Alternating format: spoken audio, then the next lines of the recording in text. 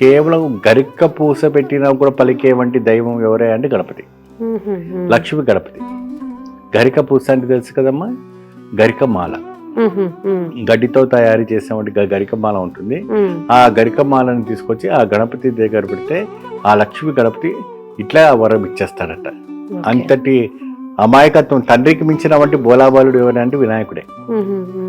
మీరు ఆయన గట్టిగా పట్టుకున్నారంటే ఏ ఏ వినాయకుడిని పట్టుకున్నావా, ఇంత గట్టిగా ఇంత పెద్దవాడు అయినా అంటారు.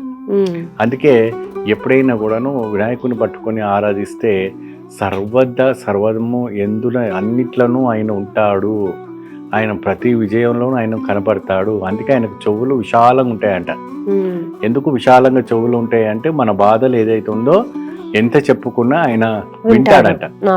కాబట్టి విశాలమైనటువంటి చెవులతో, విశాలమైనటువంటి ఒక ప్రసన్నమైనటువంటి ఒక ఆకృతితో ఉండుతూ, ఆ ఆకృతికి బొజ్జ గణపయ్యతో ఉంటూ మంచిగా లక్ష్మి వామాచారతో ప్రకారం కూర్చున్నటువంటి అమ్మవారితో కూర్చొని పూజించిన వారికి అపురూపమైనటువంటి సంపాదన రావటము, అతీంద్రమైనటువంటి సంపాదన రావటము, లక్ష్మి నిరంతరంగా కురవటం అన్నటువంటిది జరగటం అని జరుగుతుంటుంది.